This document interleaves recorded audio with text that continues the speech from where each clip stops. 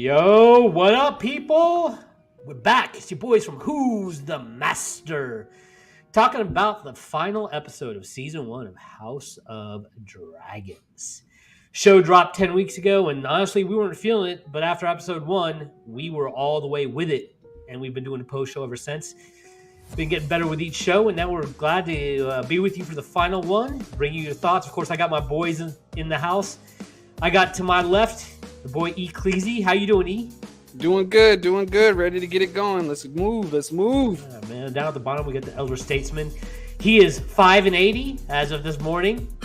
Give it up for our boy V-Dub. How you doing, V? What up? Glad to be here, man. Let's get busy. Yeah, man. I was listening to her announce her age. I think she said I was 4 and 10 when I was your age. And I'm like, why couldn't they just use the number 14? Why could it be complicated like that? I don't know how the counting methods were back in the day. But nonetheless, let's digress. Let's go ahead and get kicking with this episode. We're going to give you our thoughts. We're going to tell you what was the good parts, the bad parts, and of course, we'll definitely talk about the trash. We'll also be talking about some differences between the source material and the books. We'll tell you some scenes that we thought that slapped. And we'll go ahead and top it off with our scores. This episode was directed by Greg Yatanis. And let's go ahead and get into it. Let's go ahead and start talking about some of the good from this episode. I'll go ahead and kick it off with the good, and then we'll go ahead and get our thoughts on this and break it down a little bit more. First of all, it goes without saying, I think we said this every episode, and we're going to keep saying it, I think, throughout the course of the series. The acting is where it's at in this series. The acting is phenomenal. I can't think of one bad performance. They're all incredible performances. When we talk about characters we only hate them not because the performances aren't good, because the performances aren't that good. When you see, I think I was listening to Heavy Spoilers and he made a great point. Matt Smith is famous. A lot of people know Matt Smith as Doctor Who, but when you watch him, you don't see Matt Smith. You see Damon, because that's how amazing the acting has been. Guys, give me your thoughts on the acting. Go ahead. The acting in this show, and even going back to Game of Thrones, is phenomenal. They got a lot of material to choose with. It's a world that feels lived in, and I just think that the directing and with my problems with certain aspects of writing, they give the actors a lot to work with, and the actors do a great job. Yeah, B, what are your thoughts? Oh, I'm right there with you guys. I absolutely love it. I think this here was cast absolutely perfect. I love the characters themselves, and the guys that are putting in the work on screen are doing a fantastic job. And to go piggyback on some of the more technical stuff that doesn't deal with the plot or the episode, of course, the music, that's also been the signature since Game of Thrones. The music score is always on point, right? It's always great. Production was good. The pacing of the episode we all liked. Any thoughts in particular when it comes to any of those three things that stood up for either of you two? Yeah, I want to talk about the score, man. That dude, he also did Westworld, but Westworld, he remade a lot of pop songs. But like the scene where they're flying, the three dragons, or the sons are flying to another thing, and it uses the dragon theme from Game of Thrones, and just the way it opens up the world, and you have different themes and like the different tones that it brings to you is awesome. And like I said, when I mentioned lived in world, production design's great, and it's just from a production and technical aspect, this is a 10 out of 10. Yo, V, you got any thoughts? Oh yeah, all the money that they spend on this show, you can actually see it, you can feel it. It is a top-notch production all the way around. I thoroughly enjoyed all 10 episodes from the standpoint of how it's looked, tone, plot, all of that's been exceptional. Yeah, man. It's technically speaking, this series is just phenomenal, and it really shows you what you can do with some good people behind the camera. Of course, let's get into some of the stuff we liked that was in the episode. Yo, man, House of Dragons. If you were gonna have House of Dragons season 1 and not give me some dragon fights, I was gonna be pissed. And luckily, they did not disappoint. We had dragon fight in this episode. First of all, let's talk about the dragons themselves, the design of the dragons, and especially with your boy Vagar. The big old dragon. But you know what, Vince? You could be Vagar. You could be the Vagar of the show. The Vagar of the show. No, but you're absolutely correct, though, Anshul. I mean, when you talk about that dragon looking absolutely fantastic, from the moment you see him by the castle, the Stark Castle, Winterfell, and you see how big he is, I mean, it almost takes your breath away. I mean, Storm's End, but go ahead. Yeah. He's all that and a bag of chips. Let me tell you. Go ahead, E. I got something to piggyback off of. I mean the dragons. Even when he had Caraxes earlier, when he checked those dudes, like, hey, you guys can swear fealty now, or you can say die screaming later. That was a dope scene. And then it showed what's the big dragon's name? The third biggest dragon that's right under Vagar, the one he was singing to. Oh man, I just had his name. I'll go ahead and pull it up for you. It's in my notes. Give me one second. Yeah, I thought that was a great scene, and that dragon looked like it was ready to put in work. Yeah, and that's King Jaehaerys' old dragon, so no one's rode it since then. So that's the dragon that's Vagar's the only dragon bigger than that dragon at this time. So it's the second oldest as well. Yeah, man, the dragons look phenomenal. We get some of these here in these clips right here, and they definitely did the production up with these dragons. So, that scene where we see Vagar for the first time, it reminded me, and let me see if you guys agree on this as well. It reminded me a little bit of Jurassic Park when we see the Brontosaurus for the first time, that big-ass Brontosaurus. After we see the T-Rex, that intimidating T-Rex, the dragons are intimidating, but then you see the big Brontosaurus, and it just makes your eyes pop out. That's why I kind of thought of. That's kind of the feeling I got from seeing Vagar in that scene. What about y'all? I didn't think about it like that. Now that you mention it, I can kind of see that for sure. Mm-hmm. But I mean, he's mammoth. Yeah. And you feel how mammoth he is when you're watching the show. It's all the way impressive. And let's go ahead and let people know that if you haven't picked this up by now, we'd be talking some spoilers up in here. So this is very important for this next part. When Vagar flies on top of Jaehaerys, it's over for your boy. It was Luke, right? Luke, sorry. Lucerys. I'm sorry. We know it was over for your boy. So, yeah, for sure. Oh yeah, that was a great shot when they're in the storm and you heard him but you couldn't see him, and then the camera shows it from looking up and you can see him fly over, just how big he was flying over him in the shadows and the clouds. Yeah. So that was pretty cool as well. Yeah, and of course that when he swallows the whole boy up, that mouth, when you see that gaping mouth come up. So yeah, man, the dragons were lit, dude. The dragons were fire, to turn a phrase. But it's not always all good with Game of Thrones and House of Dragons. Of course, there ain't a ton bad to talk about. Let's go ahead and talk about some of that, though. Let's talk about the bad. And you know what? We'll let you go ahead and handle that. Well, let's not just talk bad. Let's talk brutal, because that birth scene, that was absolutely brutal. I mean, I'm sitting up there watching it, and it was hard to watch. How they filmed that, how you felt that pain. I mean, I almost wanted to fast forward the television because it was so difficult for me just to sit through and watch that. I thought it was absolutely brutal. But what did you guys think on that? I thought the scene was brutal, but that's why I thought it slapped. I was going to put that under some of the scenes that slapped because, it's brutal. It's uncomfortable. And, it's hard to make me turn away from a screen. I'll watch horror movies all day long, and, I don't necessarily love everything that's going on when it's too gory, but I won't turn away. But this scene, because, this is something that women deal with in real life, stillbirth, and, of course, right. Painful childbirth. And, women to this day still die from childbirth. It ain't over. Right. Yeah, it was uncomfortable, man. It made me squeamish, and it had me really close to pushing that fast forward button. I managed to stick through it, but, it was a battle. What about you, E? I mean, yeah, it's like a scene from Hostel or Saw or something like that. That torture porn, but it was real. And the way it just slid down her leg, and they're talking about it has scales and stuff. It stuck with you. It definitely stuck with you. But I think that it added to some of the issues I've had with character development later on in regards to specific characters later on, though. But I thought it was brutal. Yeah, I mean, that's straight out from the book, right? The difference here is I think she's in labor when she finds out that the crown has been taken from her, whereas this one, it kind of induces her. The anger kind of induces her. And I don't think that's a stark difference. And I may be wrong about that. The dragon scales, all that comes straight from the book. I did note, shout out to Heavy Spoilers again, where she's the one that wrapped the baby as opposed to the maesters for the funeral. So you can tell how much it affected her. But yeah, man, that scene was brutal. That's for sure. You had a problem with some of the characters, E? What kind of problems did you have? Well, we'll get to that.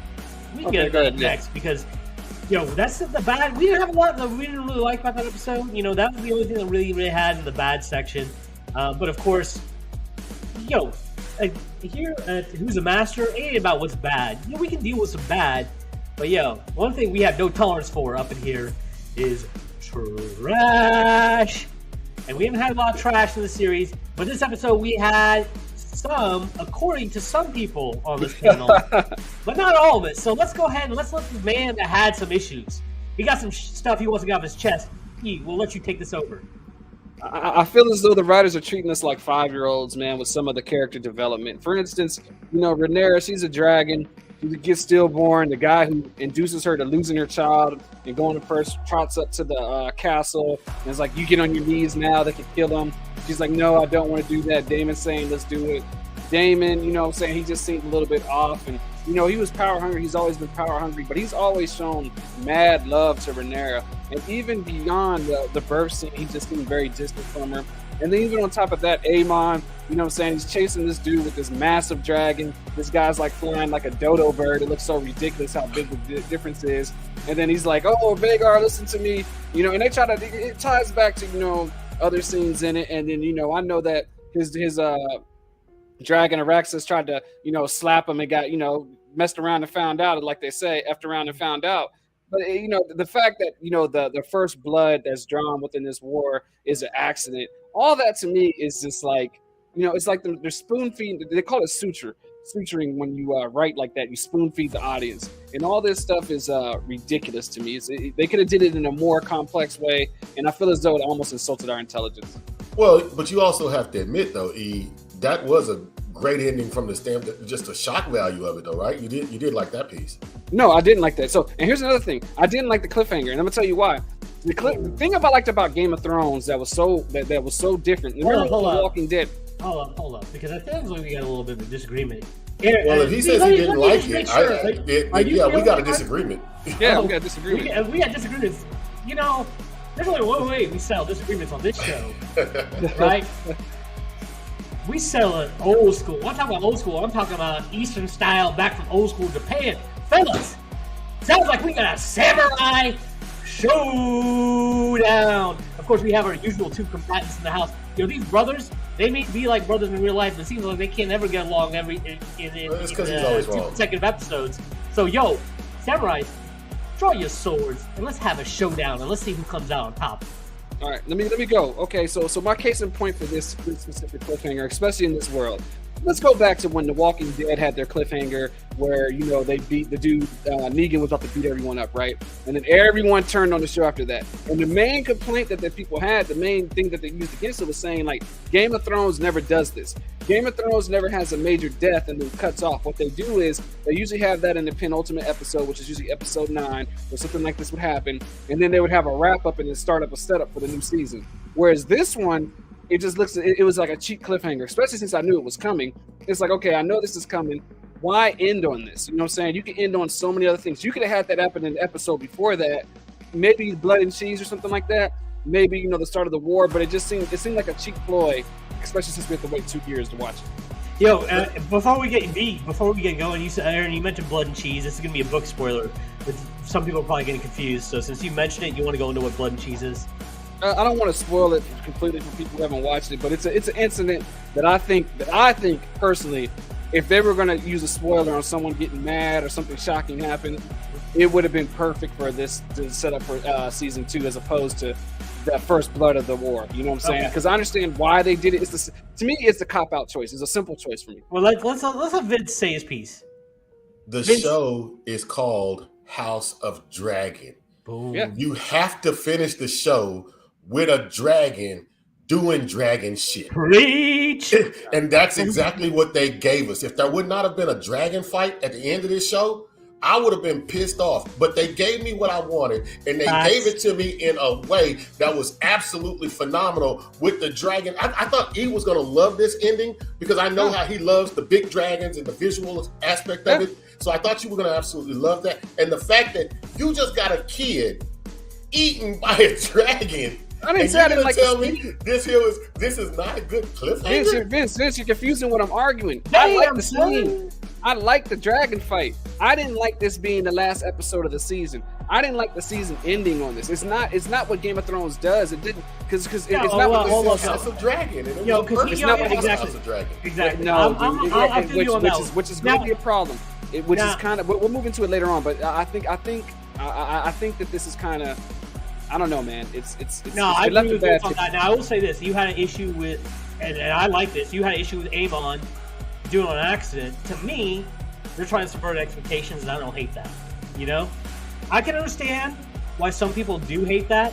I can understand some people really wanting, because I know what it is. I know you like Aemon rides hard. Aemon's a fighter. You like those vicious villains that are fighters. You like the Darth Vader types. And Otto he's a villain this season, but he's a schemer, and that doesn't resonate with you. I get that.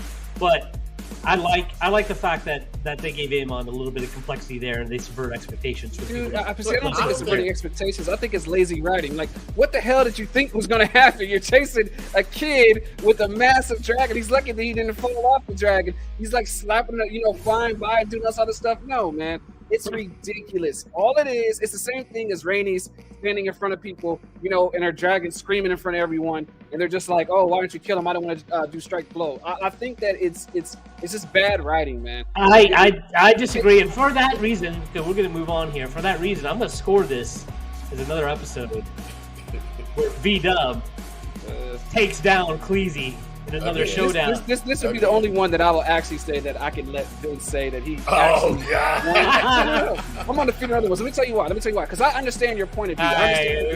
We don't have time for that, man. We're gonna move on. We'll let you. We've only been on. We're gonna move on. All right. We might let you come back to it, but we'll move on for now. Back now, you ruined the moment. All right, let's go ahead and talk about this. Hey, man.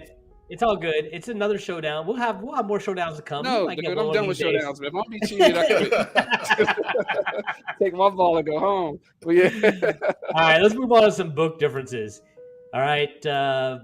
So I've got some of these bookmarks. So they didn't completely go by source material, and they've played with some of it. Obviously, the book is written more like a compendium or a historical text. They don't go into like normal Game of Thrones where you get character motivations you get in their heads, just kind of listing some things that happen. So we talked about, of course, the childbirth is slightly different.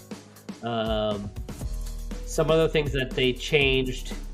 Let's see here.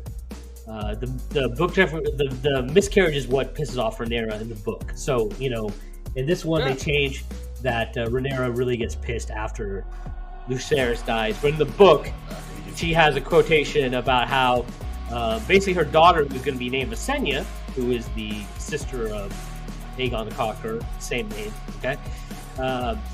She dies during the childbirth, and she basically says, "Hey, you took my daughter from me. This means a war." Right? I'm paraphrasing, but that's the major difference within there. And I agree with that. And I think it's stupid that Otto got to walk, frolic up to the castle, and gets to walk away after them stealing her son's throne, induces her. I'm glad you mentioned that, E, because that is yet another difference in the book. In the book, the Maester is the one that goes to deliver the message by himself, and Rhaenyra ain't having it. She even takes his chains from him. She snatches his chain like she's a Aqib Talib.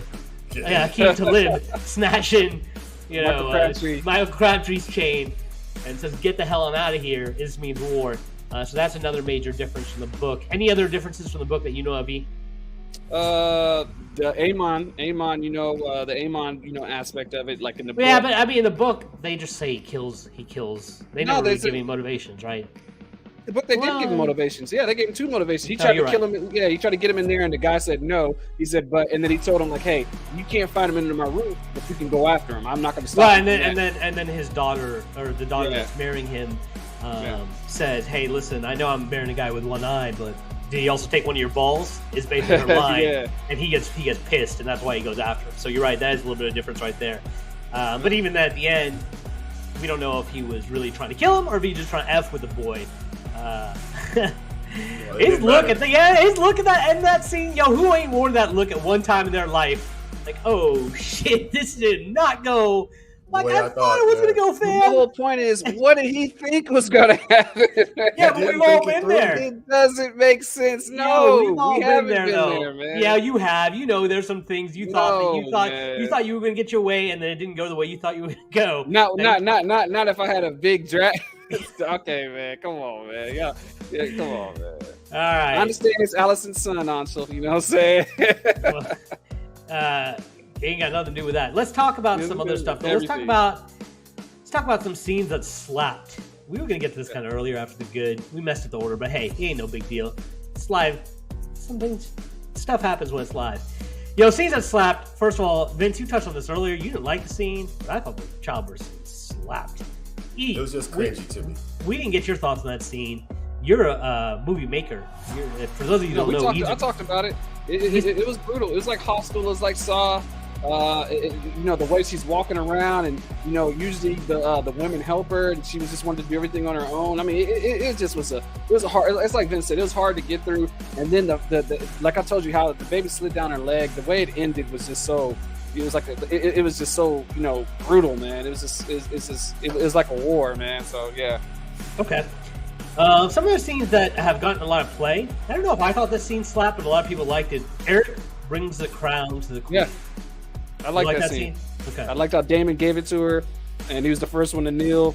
I liked how everyone kneeled. Rhaenys didn't kneel, of course, but I liked how everyone, swore fealty to her, and I liked how, you start to see, the transition of her, becoming, the Black Queen.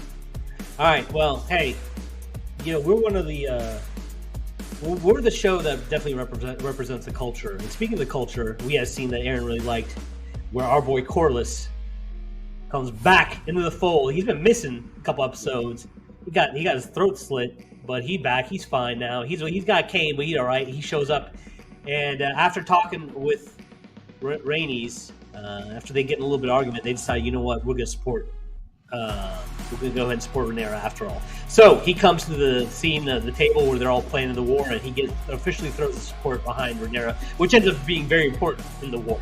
I thought the scene slapped. What were y'all's thoughts about it? Yeah, didn't that table look all the way live? Did y'all love that? Yeah, I was going to bring it up. Yeah, I love Thrones that. too. Yeah, that table was so dope, man. That table had the best upgrade of the show. You know what I'm saying? Anything table needed a shout out, man. I had to do it. Okay, go ahead, Archel. I'm sorry. Man, if we get a Game of Thrones themed restaurant, that table is going to be where it's at. That table in San Antonio, they have a subdivision in San Antonio where all the streets are like Westeros Way, Arya's Path, but they just released that today. But yeah, that table was so cool how it was lit up underneath and all that other stuff. And that table was literally fire, right? Literally fire. Man, that scene slapped. So, what did you guys think about Corlys and his reintroduction? B, you can go. We'll have the old school brother talk about the old school brother. Go ahead. Vince thinks he's a punk. No, but what I will say though is when it came to Corlys, I first got the notion that he was gonna sit out, and after talking to Rhaenys, he changed his mind. I didn't feel as though that was really like his character. I feel as though his character, he's always about that life too. He's ready to go to war. So I was a little kind of thrown off a little bit by the fact that he just wanted to sit this one out until he talked to her. Did you guys get that same take? I actually liked how they did that. He had a near-death experience. He said, hey, you were right. All this other stuff that's thrown, it doesn't really mean anything. Get all these people. Let's just live our lives. But hold up, Vince. But here's the thing. So when she convinced him, she's like, well, that little girl, she's only going to stop him from war. But as soon as he got in that council and she started talking that peace stuff, what was the first thing he said? Nah, man, we need to go to war right now. Got him out of it. So it's still in him, saying he still wanted to do it. So this is one thing I wrote down because we all hated the way Rhaenys didn't kill, even though we know she couldn't kill Aegon, right? We know she couldn't for the purpose of the show. We hated how they did that. This scene does try to explain a little in that she's basically still hasn't forgiven Rhaenyra, right? She's like, she at the beginning is like, I don't know if I want to follow Rhaenyra. She's caused my son to die. And so that does try to throw a little more motivation in that fact that she's basically saying, hey, this ain't my war. I'm not fighting this war. That's why I didn't kill them. Did that work for you guys, or are you guys still pissed off at that scene? Did she say it like that? I thought Damon did she say it's not my war? She did say, she basically said, she said, hey, this is my war. It's not my war to fight. Yeah. At the beginning. I thought Damon said, why don't you do it now? I didn't think she said it like that. I thought she said it like it wasn't my place to draw first blood. She obviously chose sides, you know what I'm saying, when she flowed right to him. I think she just said it wasn't her place to draw the first blow. That's how I took it. That's essentially how it was. And I know we're always leery on House of Dragon, Game of Thrones, in this Westeros world about people changing and how you've written them previously, all of a sudden you abruptly turn them.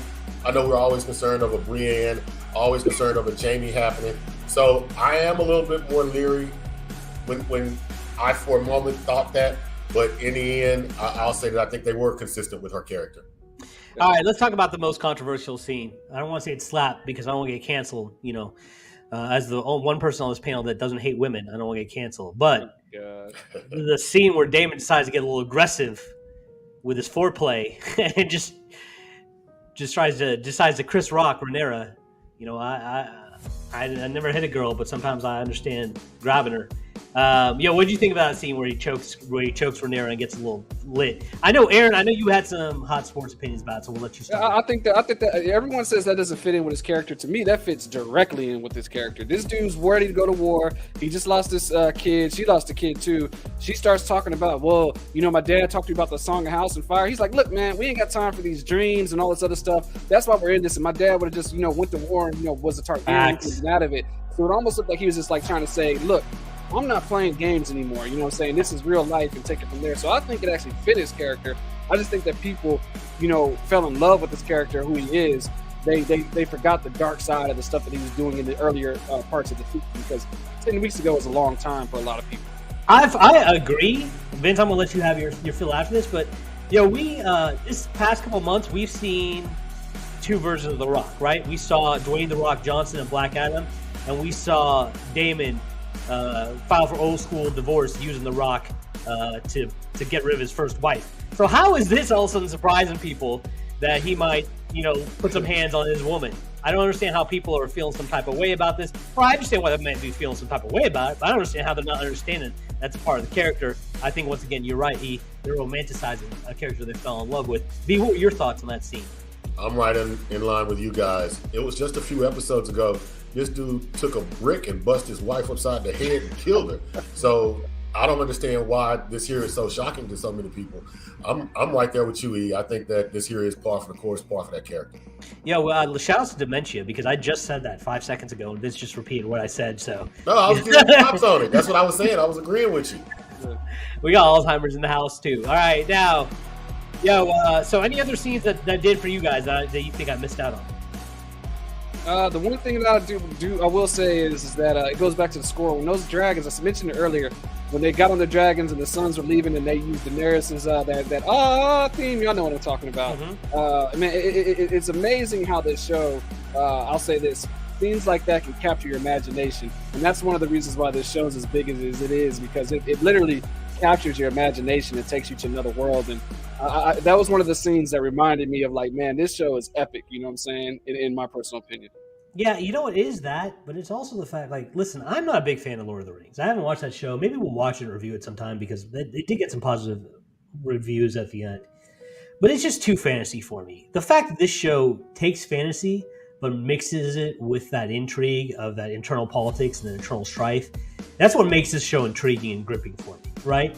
I ain't cared about dragons if it's some dude writing poems slaying dragons. I don't care. But, I care about backstabbing. I care about people and relationships. And you mix that in with some badass dragons, of course I'm going to watch. And of course I'm going to stay tuned in. So, yeah, that's where the show separates itself from the rest, That's where it gives you something you're not going to get everything else in any other show. So, moving on, it's tricky to talk about theories with a show because there's already source material to draw upon. However, V, I know you don't know anything about that source material. Some of our fans might not. So I thought it'd be fun to throw some theories out there about where you think the show is going to go. E, let's let you start the segment out. Man, I kind of know what's going to happen. So as far as theories, I'm willing to take a back seat now and realize they're going to change some things. But well, how do you think Aemon's going to handle his fuck up? Oh, I definitely think he's going to go in there and be like, yeah, I killed that dude. He's not going to tell them that he can't control his dragon. You know what I'm saying? I can almost guarantee you that. That's one thing he's not going to do. He's going to be like, yo, hey, man, little man started talking noise, so I had to teach him a lesson. But, it is what it is. You know what I'm saying? There's no way he admits that. Yeah, now, V, do you think that's the same? And if so, how do you think the response is going to be from the Greens that he basically killed an envoy, which is a big no-no and a taboo? His nephew. His nephew, a prince, and an envoy. Yeah.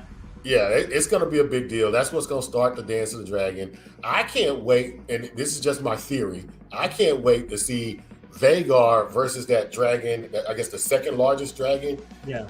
And I believe that Daemon will be riding him. And to see them see them fight in the air. I mean, I get goosebumps just thinking about what might come down the pipe if they let that happen.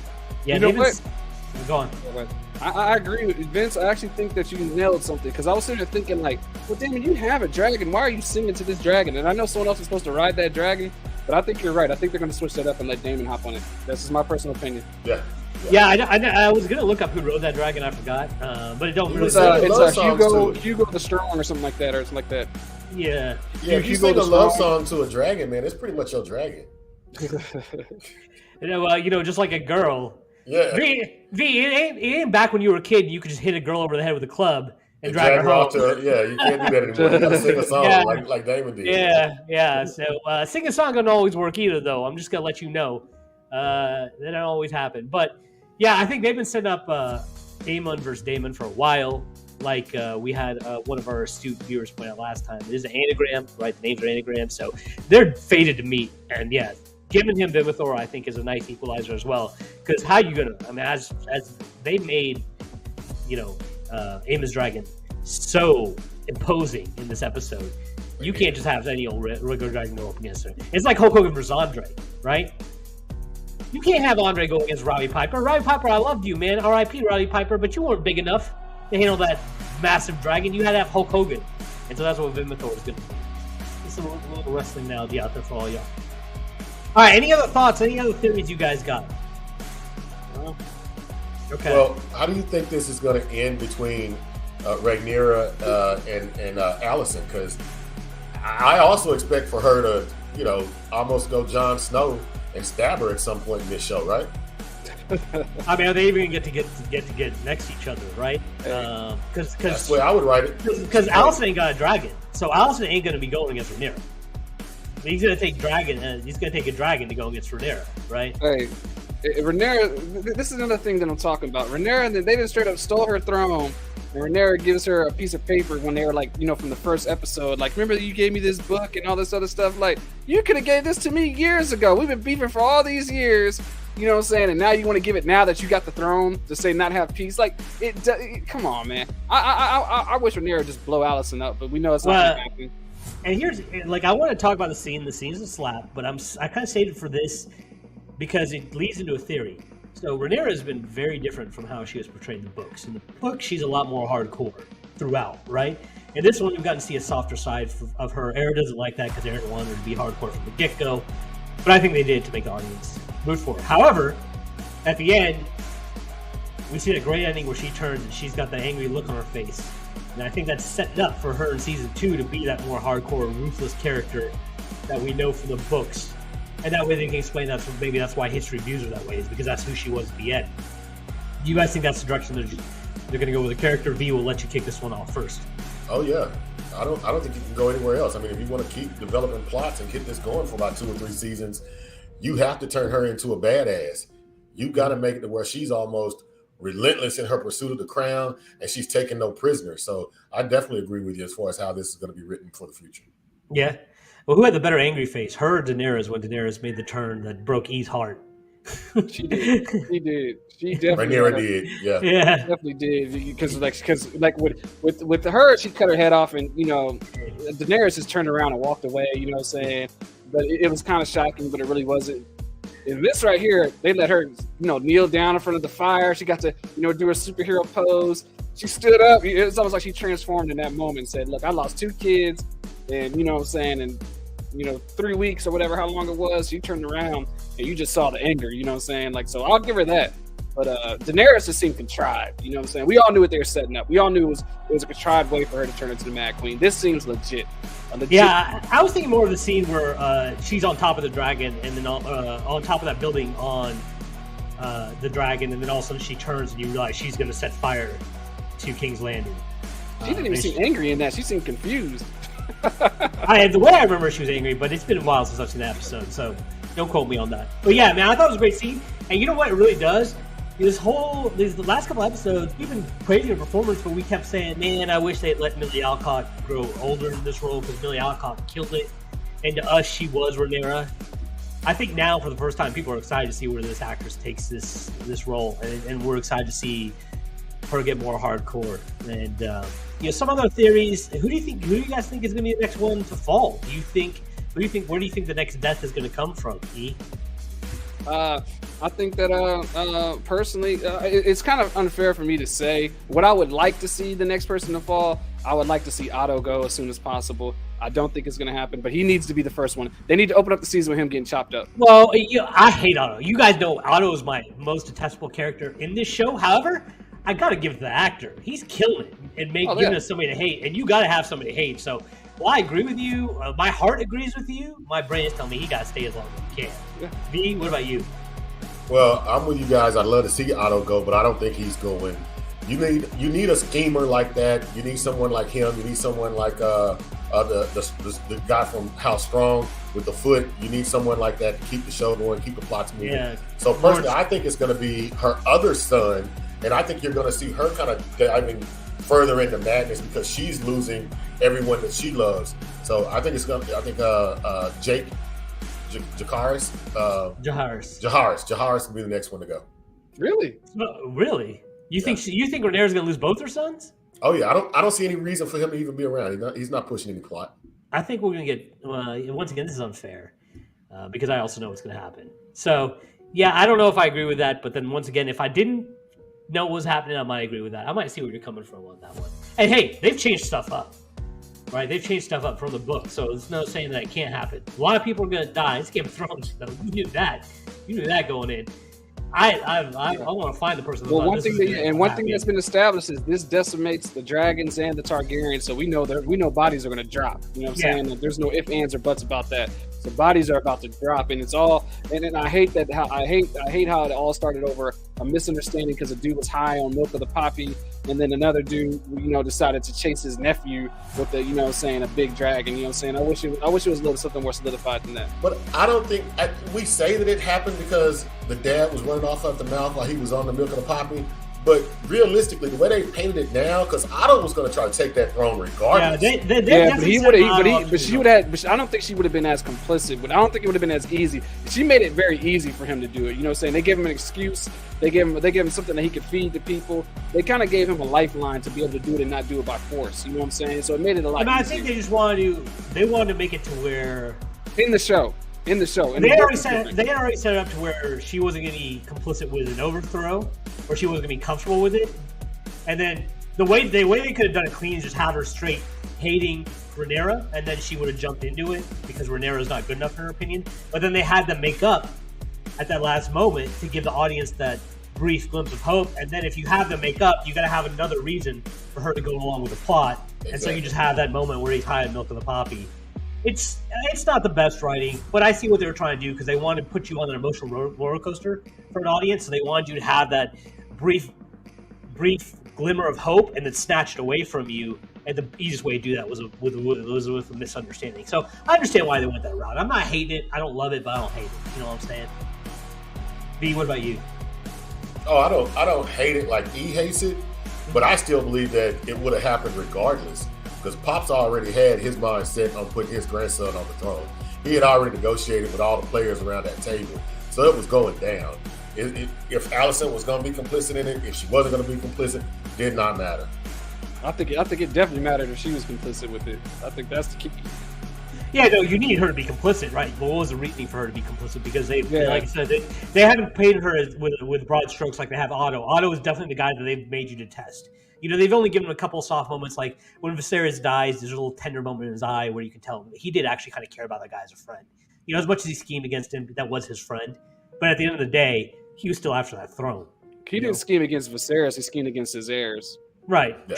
True. Right. Oh, by the way, another thing I want to say. What's your thoughts on Viserys as king now, Vince? After this last episode. Oh, trash.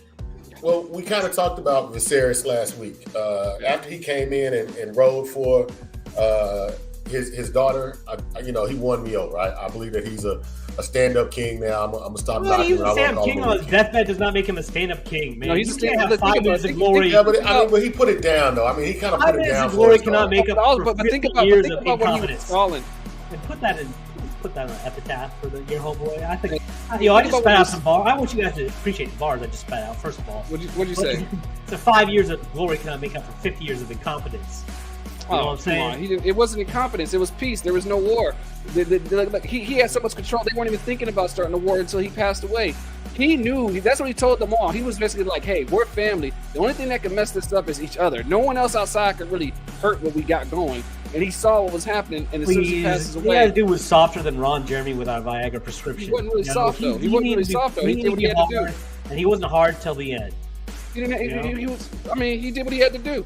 Yo, if he wasn't hard, then why didn't anyone try to kill him? Why didn't people try to rebel against him? Yo, when you're smashing, it looked like he was already got one foot in the grave. That's what it was. Yeah, when you're smashing, even when we first meet him, though. Even when we first meet him. If you're smashing, you can be hard for 30 seconds and get the job done. But when we're talking about being king, it's a different story. And he wasn't hard enough, long enough. For what did you want him to do? Different, Anshul? Yeah, he could have taken control of the situation. He took control of the situation. They didn't do anything while he was alive. Come on, man. He got played by everybody at the end. He got played by Otto. Who did he get played by? What? When he stood his ground, he should have exiled Otto and not let it back in. Who did he get played by? Otto. He's been played by Otto the whole time. No. He made the choice to marry Otto's. How did you marry Allison? How did you marry Allison? Wear your mother's dress. It was his choice. He had other options. He made the choice. Nah, man. Otto played on his vulnerability of his wife passed away, which we established throughout the series. He still loved that woman above all. He was Otto. He didn't have to take her though. You know what I'm saying? That was his choice, man. I don't think it was weakness. It was weak of the flesh. A lot of guys are weak of the flesh. We've all had that happen to us. You know what I'm saying? You just hate the guy, bro. I just think listen, I don't hate him. I think, like I said, that scene was baller. That scene was, and Patty Constantine. Just everything give he it up did, to though. Patty You know Constantine. Patty Constantine, you were a phenomenal actor, my dog. So even though I thought the king was whack, I thought Patty was great playing a whack. So you would like the king that strives for peace. You don't like the king that strives for peace. I was the man that loves Darth Vader because he kills everybody, then stand up for Viserys the soft. I'm just saying, man. I'm just saying. Hey, it is what it is, man. All right, man. Well, hey, I'm just gonna say I'm not giving you that win because I still ain't believe in Viserys. But you know what? We are giving the win. Maybe it's the show. Of course, let's find out. How do we score this show? Now, of course, this episode or the season. Hey, let's do both. We're actually making good time for once, so we can do both. Okay. And since you asked such a goddamn masterful question, Cleasy, we'll let you kick it off. Give us your episode for this grade, and then your episode for the show, along with some of your reasoning. Because we actually got time for a change. I give it both the glow. So for the episode, I'm going to give it an 8.5. I thought everything was good about it. I don't like, the sudden character developments. I don't like the cliffhanger. I feel as though this world doesn't need cliffhangers. I think it's so fleshed out. We don't need cliffhangers for it. We're going to be back next season no matter what. They don't need to hook us in with the cliffhanger. They could have, ended on something different. That's just my personal opinion. It'll always be my opinion on this show. For the season, I give it a 9.5. Definitely think it exceeded expectations. I didn't want to get sucked back into this world. It sucked me back in completely. Hopefully they don't wet the bed. I won't say anything stupid like they won't mess it up. You know what I'm saying? That's still that opportunity for that. But, we'll tell that story. I'll tell that story when I get my score. So people can have some context behind it. V, I always let my elders go first. And you're the only one here with some grandkids, so we'll let you go. When it came to this particular episode, it gave me everything that I wanted to see. I did have, it was some shock moments. I got to see my dragon fight. I thought it was an excellent dragon fight. I give that episode a 9. And for the season, I've enjoyed this. I thoroughly enjoyed House of the Dragon. My expectations weren't through the roof. They were pretty much on the floor. But this here has raised them. I mean, they raised the bar as far as I'm concerned. I'm actually going to give this show a 9 as well. It has the glow. You know what's amazing to me? I agree with you. And I know you like this show. But your logic on scoring never ceases to amaze me when we've had you give multiple episodes on the show a 6. You've given multiple episodes a 6. And now you're saying this whole thing, man, I've enjoyed it from the jump. I enjoyed every episode. I've been enjoying it more and more. What are you talking about? Every episode I've enjoyed it more and more. The last 3 episodes kind of brought it up for me. Initially, it was a 6. Then it became an 8. And now it's a 9. And somehow this turns out to a 9.5. Homeboy, you do not. I hope you don't teach your grandkids how to do math, because your math is that new math. You know what I'm saying? 1 + 1 = 3 for Vince. Hey, I can't do math, and the Stark can't read. Ain't that something? Oh yeah. The Storm's End guy. Yeah, that's funny. Bring in the maester. Somebody's screaming. Where's my maester at? Your maester knows I can't read, dog. What are you talking about reading? I'm just sitting on the throne having daughters. I ain't trying to read, son. Where's my maester? Yeah, that was a fun scene. You know, Storm's End's always a trip. Ever since Game of Thrones, man, those people are a trip. Yo, so my thoughts on this. Oh, some context for those people that didn't get Aaron's reference on. I'm not gonna say something stupid so they can't mess it up. We were in anticipation, like the rest of the world, for season 8 of Game of Thrones, and we got some people where we worked at in on Game of Thrones right before the season 8 end.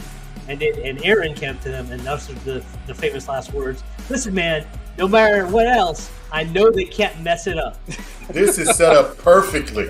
They can't mess it up. They can't mess it up. Famous words, famous words. You'll never live it down. Let's see if I can say because I don't have the same swagger there and that. So let's see if I can say, yo, man, all I know is they can't mess this up. I know that was more Chris Rock than Cleasy, but you guys, yeah, I wish you could. He said it with his chest. I did say it with my chest. I did. I ain't gonna lie. Grit was bigger than the grit he's got right now. He was so confident, and man, the devastation in that man's face after that final episode aired, dog. Yes. That's probably the only good thing that came out of that season 8 was the devastation on his face. So for my score, I'm just gonna echo what everybody else said. I'm just gonna copy. The show was lit, man. The performances were lit. The directing was lit. Yeah, plot-wise, and writing, it's not George R. Martin. George R. Martin's one of the best authors of our generation. Yeah. He's gonna go down in history as one of the best authors that ever lived. So of course it's not written as well as him. I'm not trying to see if it's gonna be written as well as George R. Martin. It's still written better than 99.9% of the TV shows out there. All right, for real. Like, I can't think of a show going right now that's written. Give me a show right now that's airing right now that's written as well as this show that we got to watch. Arcane. Arcane's dope, but I don't. Honestly, I wish we'd gotten to do an Arcane review because I didn't like the way they ended that series. Oh, I love the way they ended that. But I was like that cliffhanger. It's a cliffhanger, but go ahead. It's the same thing. But yeah, I mean, other than that, okay, fine. I'll give you Arcane is one that's written almost as well. But I still think the show's written better at the end of the day. So, what's that score mean? That score means that it's a 9.5 for me as well. It's very hard to do 10. We can steal from Dave Portnoy here. If you give a show a 10, that means there's not going to be another show better, and you score yourself into a corner. So 9.5 is about as high as I'll go on the show. And that's really saying something for the show that I was not excited about because I was so disappointed in how Game of Thrones ended. But hey, that's what we think. What do y'all think? That's what matters. That's why we're here. We want to hear what y'all think. So, give a comment below. Go ahead and hit that notification bell after you hit the subscribe button. So if you're subscribed and you know when the videos drop in the future. That way, when we video these shows for season 2, you can be live with us and you can comment. We'll read your comments live. We had a lot of fun doing this. Of course, we'll be dropping a lot more stuff on the channel. We dropped some reviews that have just been posted. We're going to drop some movie news that I'm going to get up here shortly. We want y'all to comment on those as well and get this community up and rolling so we can get some real juicy conversations going next time we do these for season 2. And until next time, keep it real and peace. Peace.